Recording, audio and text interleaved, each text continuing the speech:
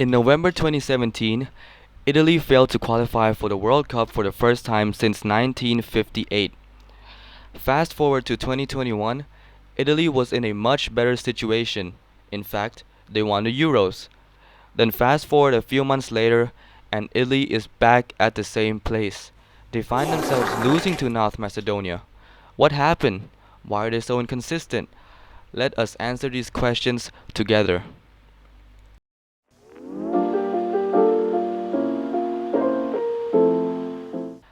After a semi-successful run in the 2016 Euros, where this was what the team was remembered for,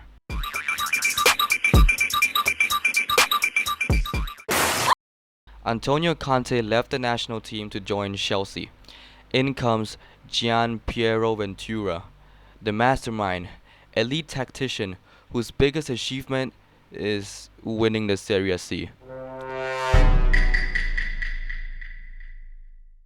And it went as well as you expected.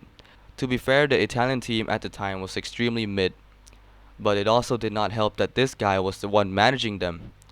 Even at one point, midfielder Daniel De Rossi straight up told the staff to put Lorenzo Insigne in instead of him because they needed a win, not a draw.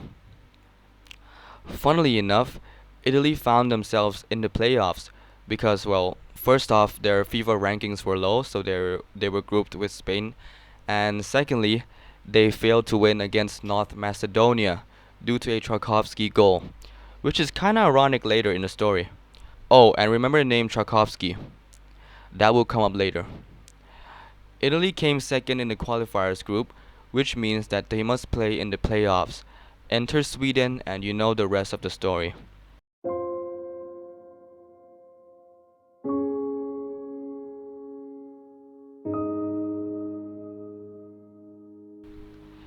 Italy fails to qualify for the first time since 1958, a huge disaster for such a successful nation.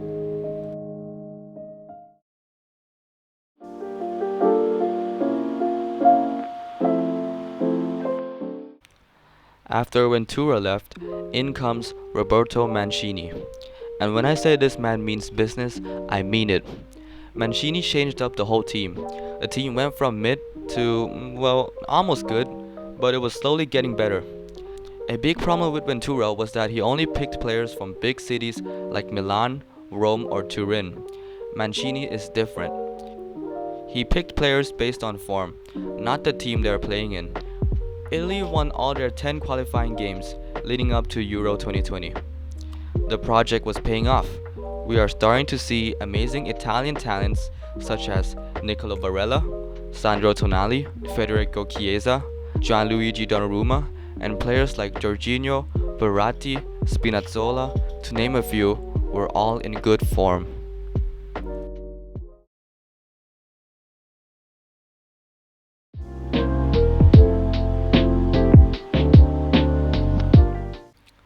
Before the tournament, nobody expected Italy to win. Well, this Italian team was about to prove everyone wrong. They flew through the group stages and were the only team to win all 3 games without conceding a goal. And on the 26th of June 2021, they got the record for the longest unbeaten streak, which was 31 games unbeaten. Italy found themselves in the final against England. This was it.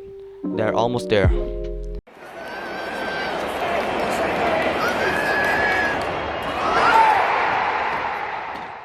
And they did it. After all the disappointments and suffering, the Italians had done it. Mancini has successfully turned this team around and made them one of the best teams in the world. Or so they thought.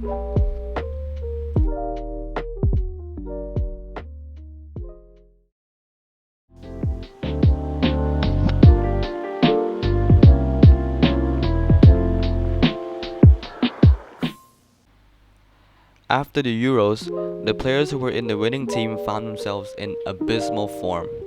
What does Mancini do? He picks the same players.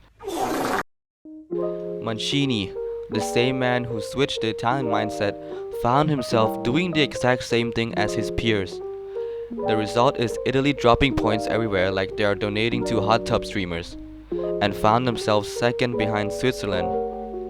And we are back at the same place.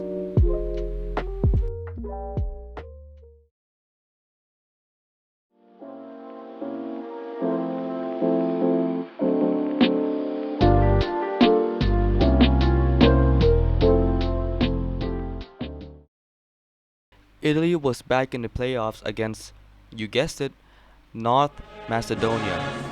It was the most frustrating match to watch. Just look at these stats. And on the dying minutes of the game, it is my man Tchaikovsky who broke Italian hearts once again. After being champs of Europe, Italy was not going to the World Cup once again. Mancini, after failing to qualify, said, "Just as the Euros was the most wonderful experience of my life, this was the biggest disappointment."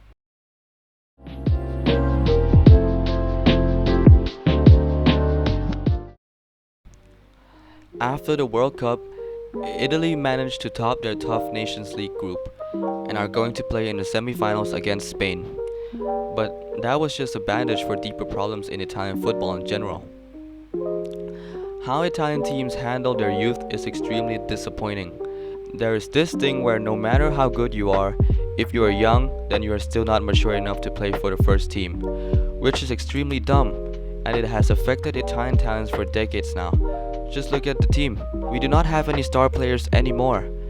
And the Serie A loves to inflate the value of young Italian talents, which makes the bigger clubs look for better investments from other countries.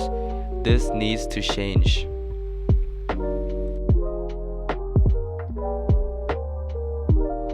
Thank you so much for watching this video. I really appreciate you guys investing your time to watch my videos. Please tell me what do you want me to talk about next. And don't forget to like, comment, and subscribe. It would really help me out. Thank you so much.